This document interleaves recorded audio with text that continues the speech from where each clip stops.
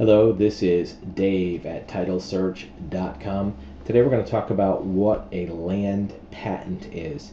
Especially in recent years, there's been a lot of interest in the subject of a land patent. So we're going to talk just in basic terms what a land patent entails. The original use of a land patent was the grant of land, originally from the sovereign nation or the government to a private party.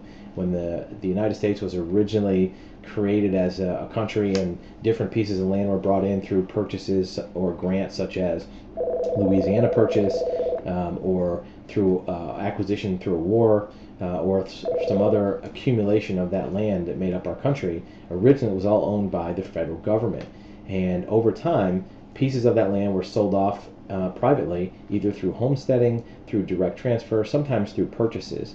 And that original land grant to a private party from the government was the land patent. That was the original creation of that legal parcel to be owned by the private sector. It created a contract of absolute ownership of the land. There was no dilution of that ownership. In most cases, there was no restrictions of use or no intrusions on the rights. For example, look at this difference. Over time, each subsequent transfer of that land may have added restrictions. For example, if somebody had a land under a land patent in 1800, they had absolute use. If over the years it was a farm and then broken up in a subdivision and now it's, let's say, condominiums, the owners and users of that condominium complex may have many more restrictions on that property. They probably can't paint their house a certain color. They may not be able to park a pickup truck in the driveway because of those restrictions. If you go back to the original land patent, there were very few, if any, restrictions on that land.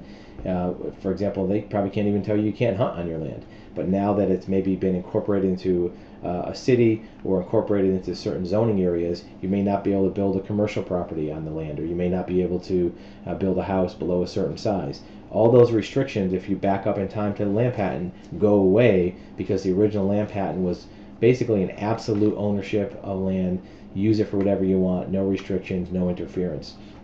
The property that came to the U.S. government normally came in by treaty, and then went to the public, and then each subsequent transfer probably added more controls, more claims, and more issues. So land patent is the original absolute ownership. And in some cases, it may be important to go back to that land patent to see what that absolute control was and to try to recreate that if possible. Land patent normally you can't create a new one, you have to go back to the original one.